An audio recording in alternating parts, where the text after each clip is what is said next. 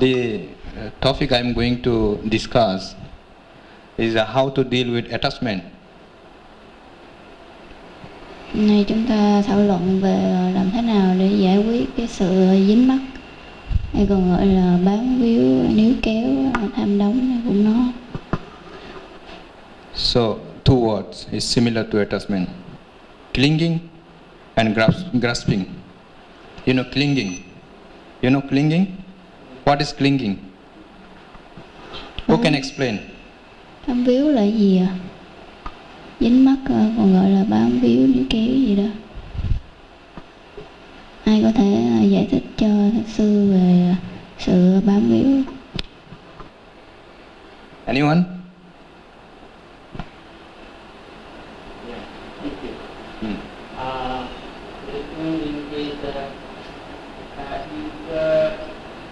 You concept it as it's true for something. You receive it, you get it in the mind, but you accept it as a true thing. You hold, not believe it. Not believe.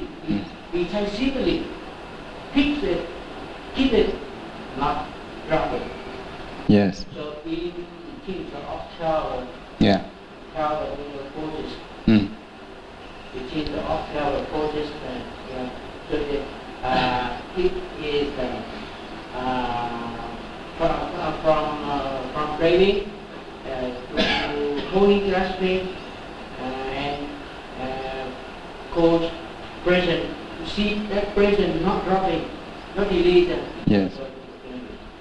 Can anyone give me one example?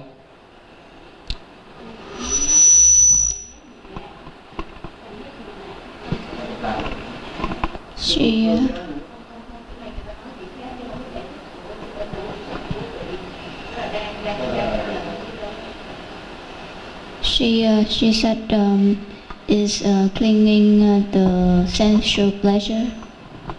Yes, can be one. Cũng là một ví dụ.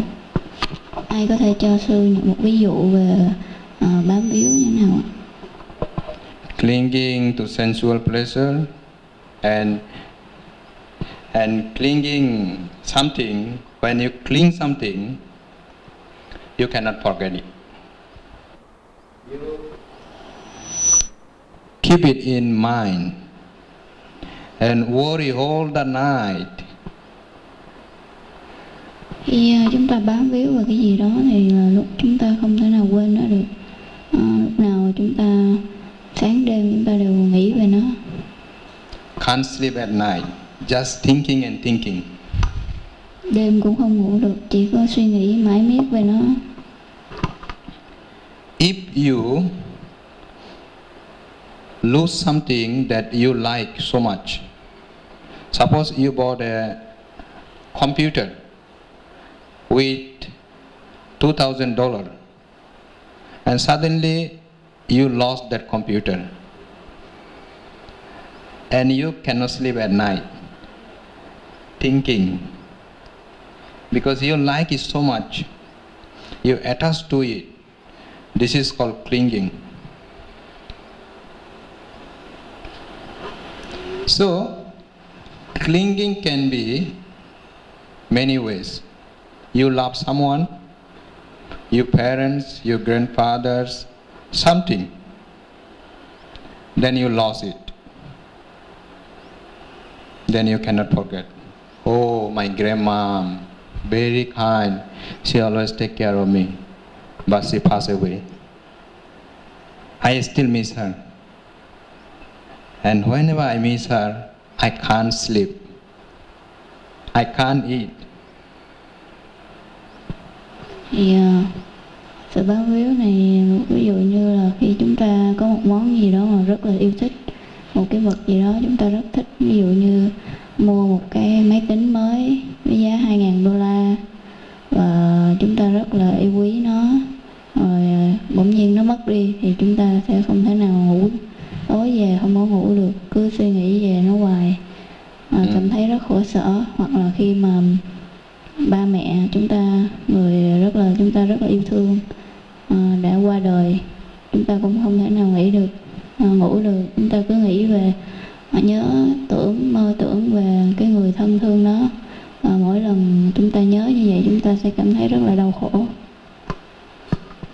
If someone insult you or say something to you you don't like,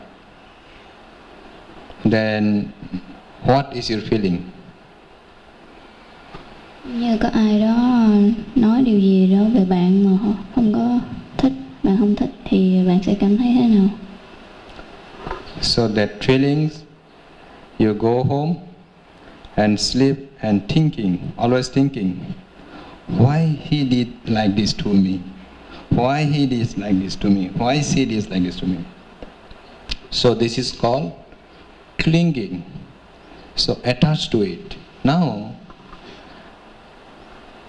as long as we cling something, we cannot forget something, we cannot let go, then we are always in the trouble. In the trouble? In the difficulties. Okay. Khi mà chúng ta bị nói xấu như vậy thì lúc nào về nhà chúng ta cũng suy nghĩ là tại sao anh ta lại làm như thế này với tôi, cô ta lại làm như vậy thế kia với tôi. Và cái chúng ta không thể nào quên được, cứ suy nghĩ mãi về nó. Thì cái này gọi là sự bám víu. Và cái việc này nó sẽ dẫn cho chúng ta đến nhiều cái rắc rối khác. Yes. Now, the question is, what can we do with this clinging? How can we deal with clinging? Dealing with clinging is dealing with our own attachment. Vậy thì câu hỏi đặt ra là làm thế nào để chúng ta có thể xử lý những cái bám víu này? Xử lý nó có nghĩa là chúng ta giải quyết được cái sự dính mắc của chúng ta. The one important point is here. If we see the Buddhist point of view, understanding the things as they really are. What does it mean? Một trong những cái cách mà từ góc độ Phật giáo đưa ra đó là giải pháp, đó là chúng ta phải thực sự hiểu mọi vật như chúng đang là. Mà hiểu mọi vật như chúng đang là có nghĩa là gì ạ? This is to understand the fundamental reality of the world. Nghĩa là chúng ta phải hiểu rõ cái bản chất thực sự của mọi vật. What is the fundamental reality of the world? It is impermanent. Bản chất thực sự của thế giới này là gì? Có nghĩa là đầu tiên là vô thường. That means when we lose something we love, when someone passes away, we love so much. That's we need to understand. The things are impermanent. I love my mom so much, but she can never live with me forever. It is thinking of that is the foolish. Now, even though I love my mom, I cannot keep her forever with me. Thì khi mà chúng ta yêu thương ai đó quá đỗi, người đó qua đời, không ai qua đời, thì chúng ta phải hiểu rằng không có cái gì là vĩnh cửu, không có gì là mãi mãi. Chúng ta yêu thương ai đó và chúng ta cứ có cái ý nghĩ là muốn cái người đó ở bên cạnh chúng ta mãi mãi, sống với chúng ta mãi mãi. Đó là một cái ý nghĩ rất là xuẩn ngốc, và điều đó không bao giờ có thể đạt được. This is from Buddhist point of view.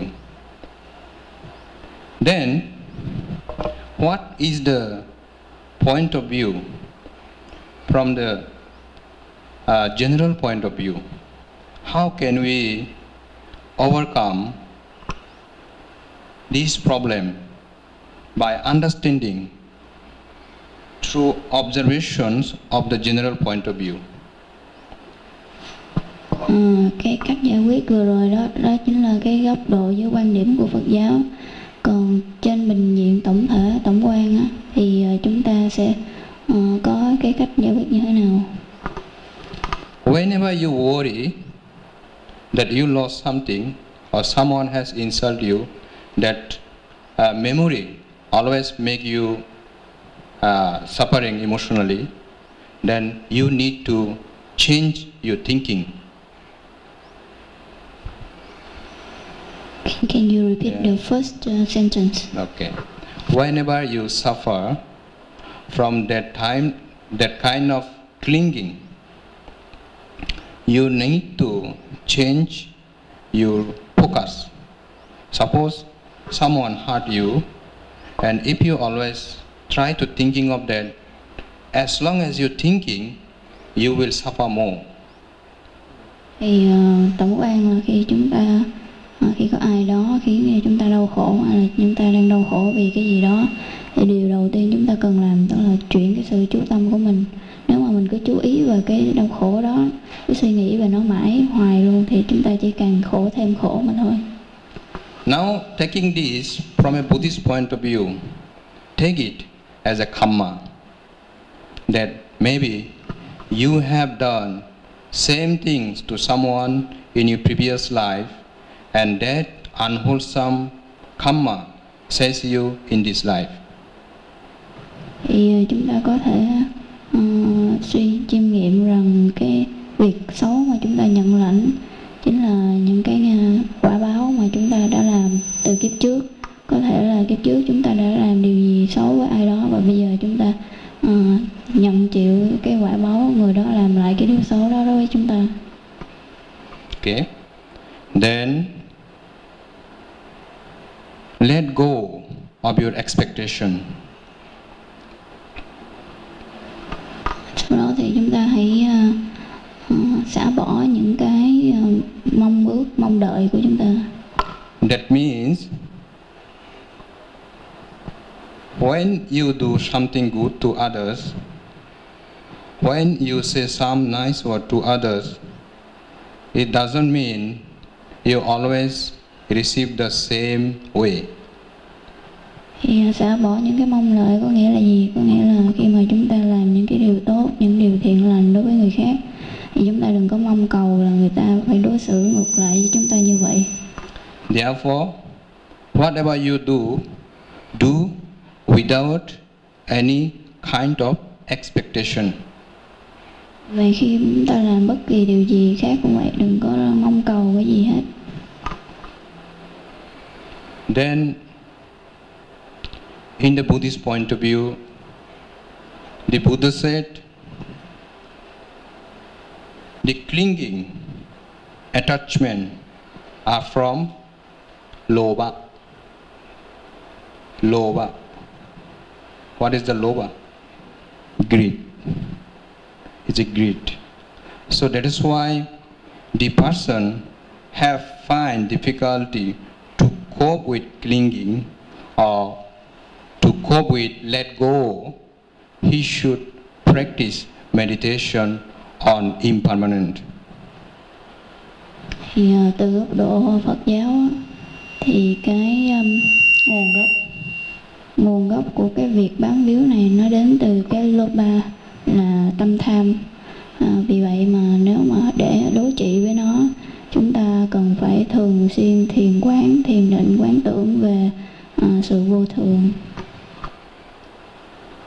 By this way, you can reduce your suffering.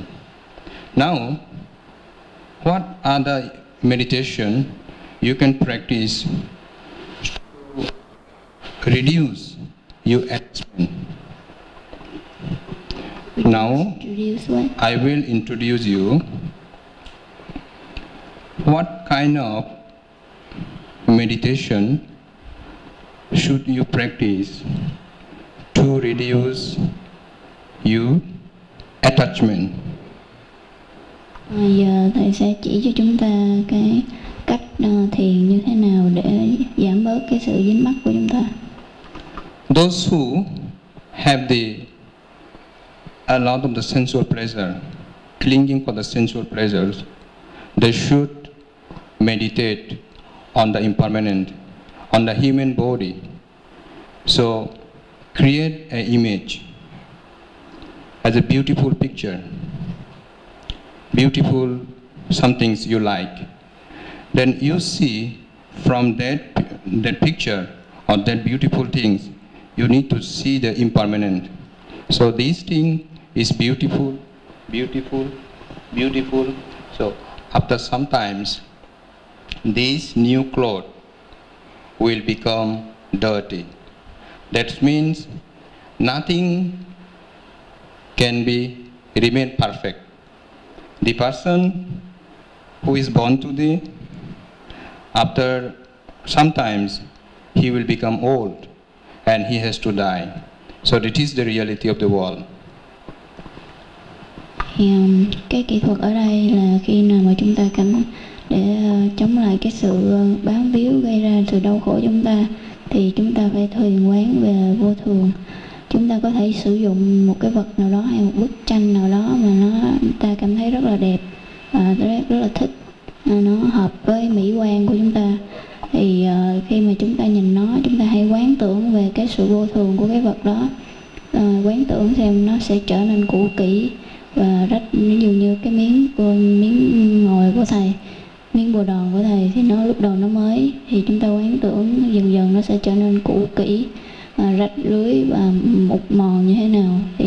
Thì liên hệ tới cơ thể của chúng ta cũng như vậy. Dần dần chúng ta từ khi sinh ra rất là tươi mới và dần dần cũng sẽ cũ mòn, mục nát, một thân thể mục nát khi già đi.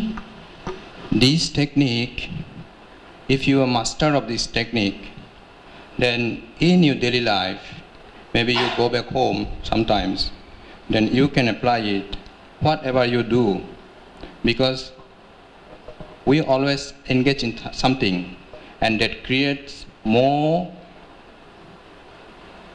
burden in our mind. So we worry so much. We worry about business, about the good result, good expectation. I want to do this. Actually, if we really know how to do it, we can do it without worry. So the best way to do it without expecting the result, and same time to do your best as you can.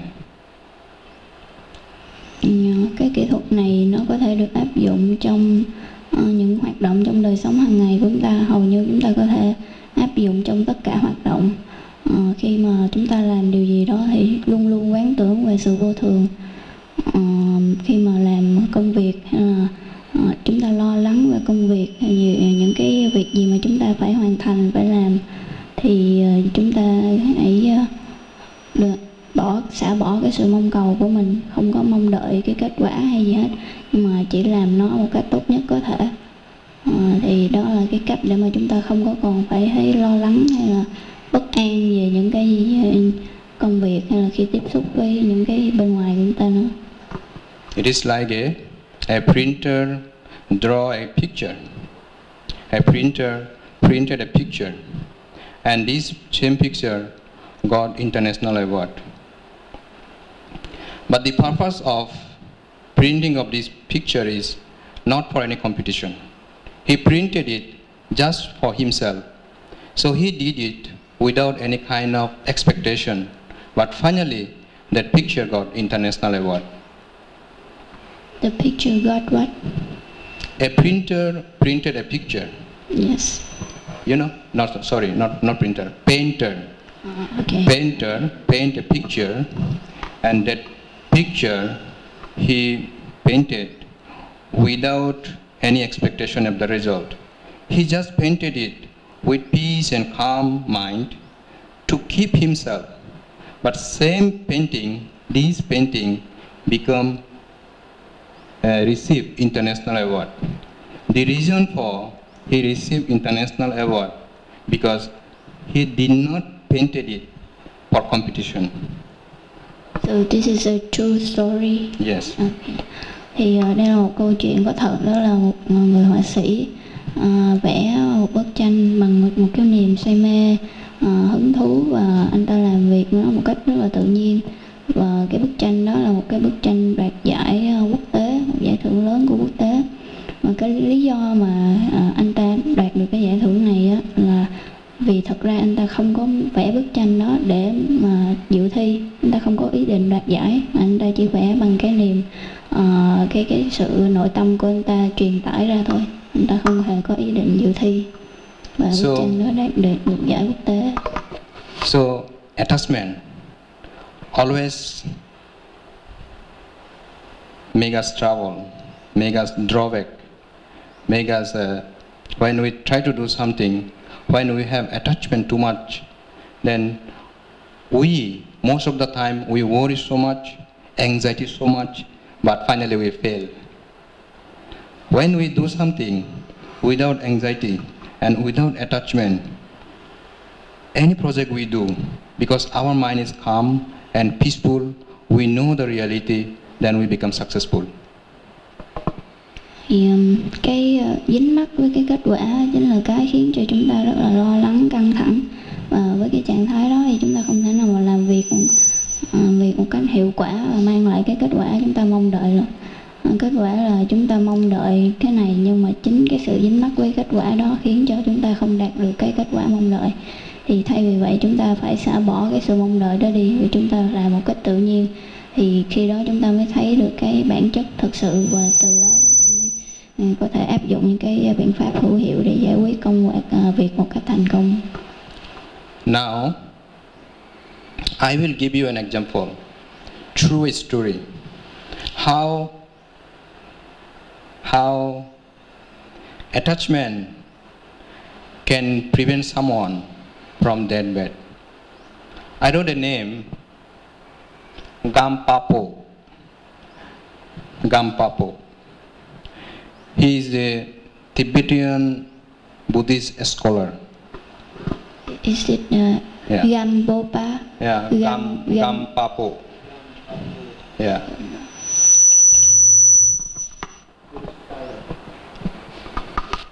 Yeah. Sorry, sir. Sorry, Bante. Is he the disciple of Milarepa? Yeah. Okay.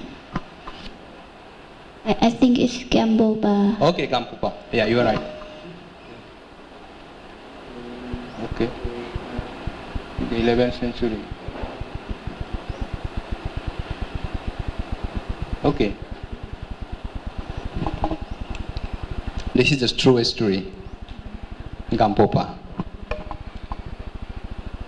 He was Buddhist scholar, Buddhist monk, and also doctor. Cái vị Gampopa này là một nhà sư bên Tây Tạng ở thế kỷ 11, đồng thời cũng là một vị bác sĩ. Very famous doctor during that time. So he was very handsome man, very, very handsome. And he married at the young age. When he was at the age of 26, his wife become sick, and a kind of sick cannot cure. So Gampopa, he tried his best, because he was a famous doctor. Very famous so that because he was known as the physician. Yet he could not cure his wife. Thì cái ngài Gampopa này là một vị bác sĩ rất là lừng danh, trứ danh của cái vùng đất đó, và thời đó ngài có ở năm 26 tuổi, ngài lấy một cái người vợ, ngài rất là đẹp trai, và ngài năm 26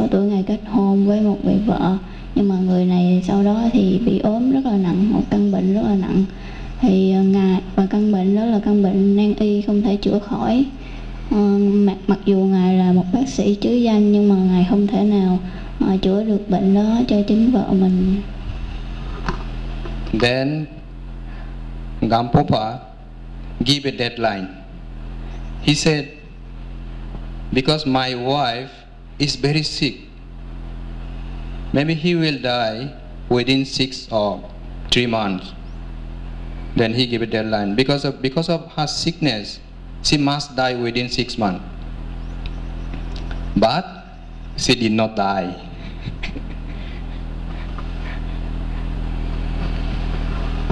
Thì cái căn bệnh này với căn bệnh đó thì thời gian sống sót của người vợ sẽ không có quá 6 tháng. She's supposed to die within 6 months, but since she did not die, this causes Gampopa more worry and more anxiety. Because I know I'm a physician, she should die within 6 months. Why she didn't die? Thì ngài dự đoán là vợ ngài không thể nào mà sống quá 6 tháng được. Nhưng mà kỳ lạ là sau 6 tháng thì vợ ngài vẫn sống. Điều đó thì lại làm ngài rất là căng thẳng. Vì ngài là một vị bác sĩ rất là giỏi và ngài nghĩ là mình đã dự đoán là căn bệnh này không thể nào sống quá 6 tháng được, mà sao giờ cô vẫn còn sống. Then he decided to ask his wife why she didn't die. Cuối cùng thì ngài hỏi vợ là sao đến giờ này mà cô vẫn còn sống. He approached to his wife and he said, "My dear wife, according to your sickness, you should have passed away 6 months ago, but you are still alive. What is the reason?"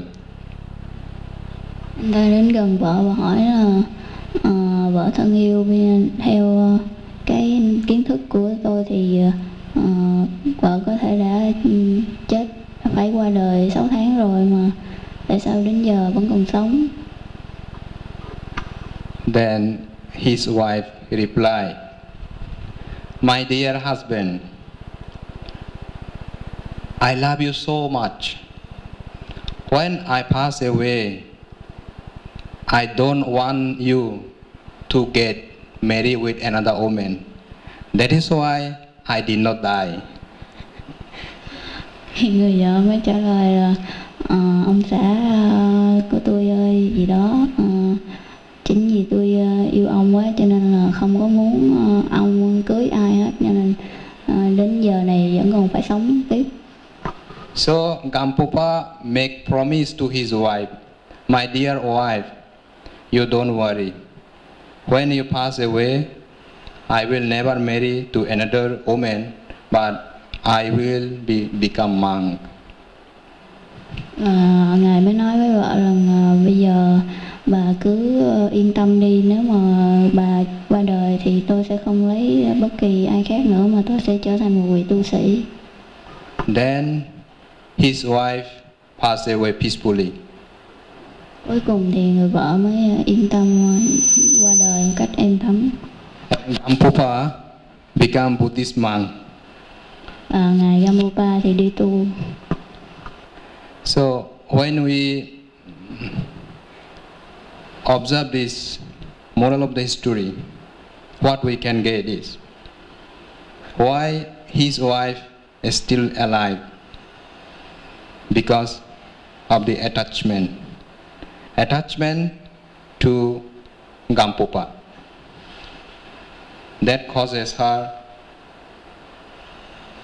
to live and get the promise from Gampopa. Thì từ câu chuyện này chúng ta có thể kết luận là gì? Chính cái sự dính mắc chặt chẽ của người vợ đối với Gampopa mà bà phải sống tiếp, phải tiếp tục chờ đợi, và đến khi nào Gampopa hứa khả rồi thì bà mới yên tâm nhắm mắt. So after the promise, his wife said, "Okay, now I am very peaceful. I don't have to worry about my husband because my husband going to be a monk, Buddhist monk." Cuối cùng thì khi mà ngài đã hứa xong rồi thì bà vợ mới yên tâm nhắm mắt xuôi tay, yên tâm là chồng mình sẽ không có cưới ai khác mà sẽ đi tu. Therefore, what can we learn from this story? Whatever we do without attachment. Good work we do without attachment. There is also positive attachment.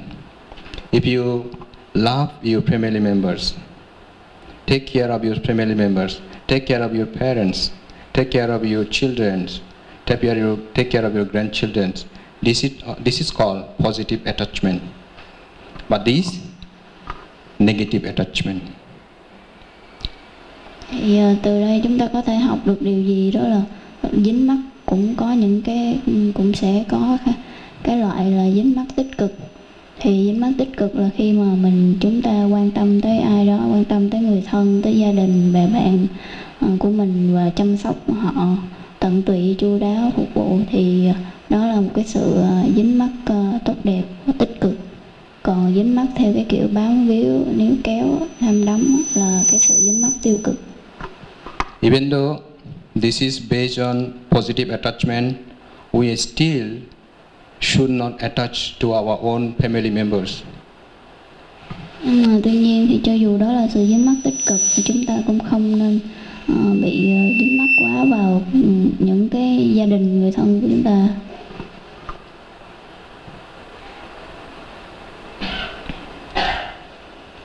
And try to free from this attachment. Cố gắng hoàn toàn loại bỏ cái dính mắc tiêu cực và cái bám víu. As long as we are attached to it, when we die, we have to reborn again. Bởi vì nếu mà chúng ta vẫn tiếp tục dính mắc thì khi mà chết đi chúng ta lại phải quay trở lại tái sinh. Therefore, when we have opportunity, by cultivating our mind, we should try to destroy our attachment. Vì vậy mà bất cứ khi nào mà có dịp, có cơ hội thì chúng ta phải cố gắng diệt đi cái tâm dính mắc của mình. I say try to destroy because it is not easy to destroy by one day. It takes a great effort and long time to destroy the attachment. Chúng ta chỉ cần cố gắng diệt đi thôi, cố gắng diệt tâm dính mắc thôi, chứ không phải là có thể diệt đi trong một sớm một chiều được, mà chỉ là cố gắng mỗi ngày. So, this is our opportunity to practice. Only through cultivation of mind and knowing ourselves, we can destroy attachment. Thì bằng cách là hiểu rõ về bản thân mình, chúng ta có thể chuyển hóa, mình diệt đi được cái tâm dính mắc này. Rather than analyzing why we are suffering, how we suffer, actually that is not important. But most important thing is how we can destroy our attachment. Cái nguyên nhân mà nó sinh khởi hay là diệt đi thì nó thật ra không có quan trọng, mà cái điều quan trọng là chúng ta phải diệt được cái tâm dính mắc này. Yeah, this is the way, only through cultivation of our mind in everyday life, so that we can destroy our attachment. Through cultivation of mind every day. Bằng cách chúng ta phải luyện cái tâm mình mỗi ngày thì chúng ta cuối cùng sẽ diệt được cái tâm dính mắc. We are able to cope with modern problems and destroy our attachment. Chúng ta bằng cách luyện tâm mỗi ngày chúng ta có thể đối phó và xử lý những công việc hàng ngày mà không có sự dính mắc. In one hand, in the family life, we live peacefully. In the another hand, we can create the beautiful path for ourselves. Create what? Create, support. If a lay person practice every day, and if he is able to control, destroy his attachment, he is able to live peace and happily in family life. When he is no more, then he will born into the happiest state. Thì nếu mà chúng ta luyện tập hàng ngày á, thì chúng ta có thể giải quyết được những cái dính mắc trong đời sống gia đình cũng như trong đời sống hàng ngày của chúng ta. Và khi mà chúng ta ra đi thì sẽ không có cái gì níu kéo chúng ta ở lại được, chúng ta có thể sinh lên những cái cảnh giới cao. Finally, he will attain Nibbana. Và để rồi cuối cùng đạt đến Niết Bàn. Thank you.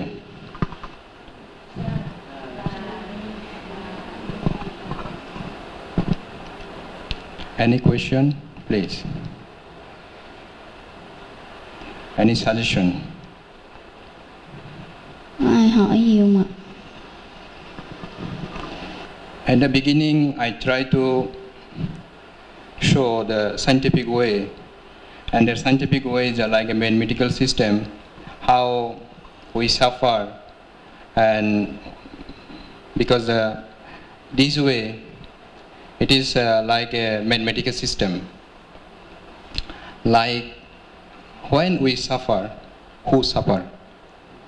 Because our human body is the composed of 5 aggregate, 4 great elements. So even me, not myself. My mind, is my mind suffer? No, because even my mind cannot work alone. So in order to work my mind, it has to depend on another consciousness. So therefore, who suffer? How do I suffer? So that's why, rather than explaining this is the tough part to go, I explain this way. The last Initially, I try to explain when we suffer, when we feel pain, who feel pain? My mind or body? When you feel suffer, who feel pain? Your mind or your body? And if you say your mind suffer, okay, you not your body but your mind, then how your mind suffer? Because even your mind cannot work alone. In order to work your mind, our mind, it has to depend on another consciousness. So therefore, how we suffer? So this process of explaining to get rid of the attachment is like mathematical term. But this way, to explain about to get rid of attachment through this way is the easier part. Just now I explained. Even with the giving with Gampopa. Thank you. Thì cái đầu tiên đó là sư đã chỉ cho chúng ta cái cách để dùng lý trí của chúng ta phân tích ra cái nỗi, để tìm ra cái nỗi đau của mình hay là cái nỗi khổ của mình nó nằm ở đâu. Thì thực ra khi chúng ta quán tưởng rõ về tứ đại, thân chúng ta chỉ là sự kết hợp của tứ đại và ngũ uẩn. Và khi chúng ta nói là tôi tổn thương hay là tôi đau khổ, thì cái đau khổ đó nó nằm ở đâu, ở trong thân hay là trên tâm chúng ta. Chúng ta phân tích mổ xẻ nó ra giống như là một bác sĩ, hay là giống như trong kỹ thuật y khoa vậy đó. Thì để chúng ta thấy rõ cái đó là cái bước đầu tiên để chúng ta có thể xử lý được cái sự dính mắc và sự đau khổ. Any suggestion or question? Ai có câu hỏi nào?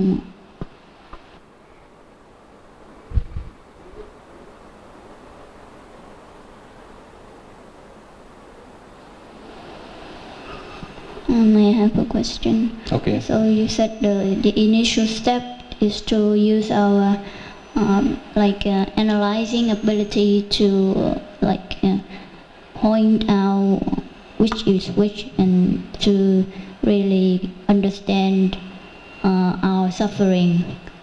But that's just like a rational understanding. Yes, exactly. Yeah, and after that, what steps should we take besides meditation, of course? Exactly. But after that, what step can we take to like deal with the pain instantly? Exactly. I mean, what step next to the initial step that you said? To deal with pain. You mean that to deal with pain, right? Yes, Physical pain, yes, right? yes. Okay. Since you are practicing meditation, if you feel pain, you need to make note you feel pain. That is the point. Sometimes you feel pain in your heart, but you are thinking something. So you are totally preoccupied with the thought of your pain. In this regard, you cannot recover yourself. Preoccupied. Like if you're thinking, I feel pain, and how to get rid of it, it doesn't work this way. The important step is when you feel pain, you need to know it, and you need to make a note. You feel pain. Only knowing your pain, knowing yourself, you can help yourself. Knowing your pain, you can get rid of the pain. Without knowing, it is not possible to get rid of any kind of pain. It is like a doctor. When doctor give medicine to a patient, the first step is the doctor must know what kind of disease he has. So he must know deeply, clearly, so that he can prescribe medicine, right? Yeah. Thì cái này có cần dịch không? Yeah. Okay. Thì con hỏi sư nói là cái bước đầu tiên là phải phân tích nó ra, mổ xẻ cái nỗi khổ của mình coi nó nằm từ đâu, là nguồn gốc hay là gì đó. Nhưng mà cái đó chỉ là cái sự phân tích lý trí thôi, còn cái bước tiếp theo thì mình làm là gì? Dĩ nhiên chúng ta vẫn phải thiền định, nhưng mà cái bước tiếp theo cụ thể chúng ta cần làm gì để mà đối phó với cái đau hay là nỗi đau hay là cái gì đó, những cái tiêu cực của chúng ta. Thì sư nói là chúng ta đầu tiên chúng ta phải thật sự hiểu rõ nó. Khi mà giống như bác sĩ đầu tiên khám bệnh là phải hiểu về bệnh của bệnh nhân, phải khám thật kỹ, tìm ra đúng cái bệnh. Thì khi mà tìm ra được đúng bệnh và hiểu rõ nó rồi, tự nhiên chúng ta sẽ biết được cái cách thích hợp để mà xử lý và giải quyết, để mà chữa lành căn bệnh cho nó. Mà chúng ta phải thực sự hiểu. Chứ còn nếu mà chúng ta để cho tâm trí của chúng ta đi lang thang và cứ bị xâm chiếm bởi những cái ý nghĩ hay là những cái gì đó khác, thì chúng ta không bao giờ có thể thực sự hiểu ra được cái vấn đề, và từ đó mà tìm ra được cái giải pháp đúng đắn thích hợp để giải quyết cái cơn đau đó.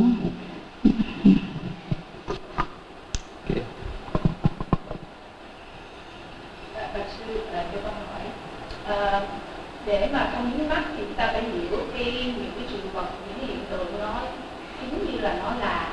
Nhưng mà khi con lúc nãy là con ngồi con thì phòng xẹt thì cũng vài phút thôi thì những cái mà con nghĩ rằng cái điều con đã biết, con đã không có dính mắc, nhưng mà nó lại khởi lên tiếp tục, có nghĩa là cái ngủ nhầm tiếp tục nó lại phát sinh ra. Thì đương nhiên con cũng có nhìn thấy nó, tức là cái sự sinh khởi của nó, nhưng mà cái lúc nó diệt đi thì nó hơi mất hướng, tức là nó hơi bị đắm chìm, tức là không nhận ra cái diệt của nó một cách rõ ràng. Nó hồi lúc nó sinh khởi thì biết ngay, nhưng cái lúc nó diệt thì không quá ngay cái điểm đó. Thì như vậy cái như thế nào để cho cái sự dính mắc đó thật sự nó không còn nữa? So she asked that now she knows that to deal with attachment, she has to really understand things as they really are. Yes, exactly. So while during her meditation, just the previous meditation session, as you watch the abdomen rising and falling, yeah. And she also observed its impermanence. Yeah. Exactly. And she can see that some hidden, like hidden memories, something that she thought before. She thought is the attachment she thought has been released, but then in the meditation it reappears. It means it's hidden inside her, the attachment. She thought that she has successfully dealt with the attachment, but then when she meditates, it reappears again. So and she can observe its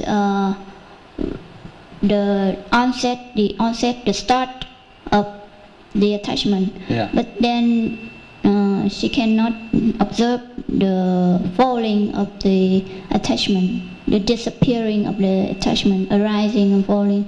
She can observe the arising but not the falling of the attachment. So how can she be more aware of the disappearing, the falling of the phenomena?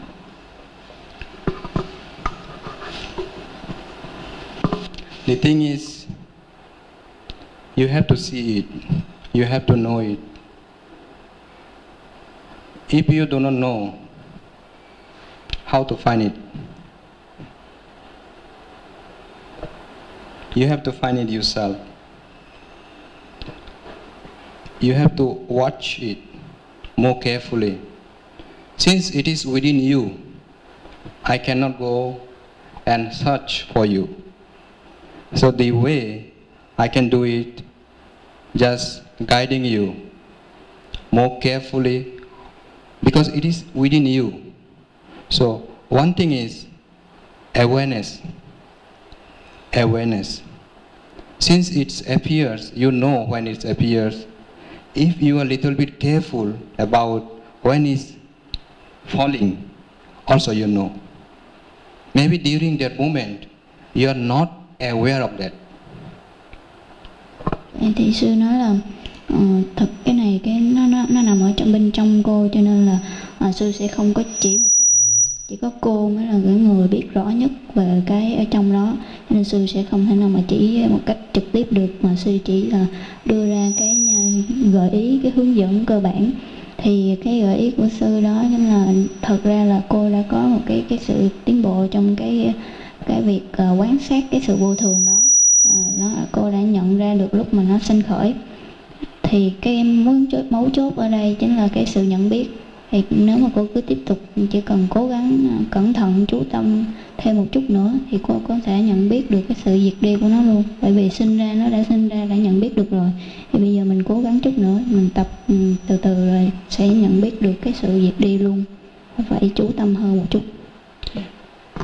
Because you knew that the attachment appeared. How did you know that? Because you have awareness. So during it disappear, you are busy with something, some other thought.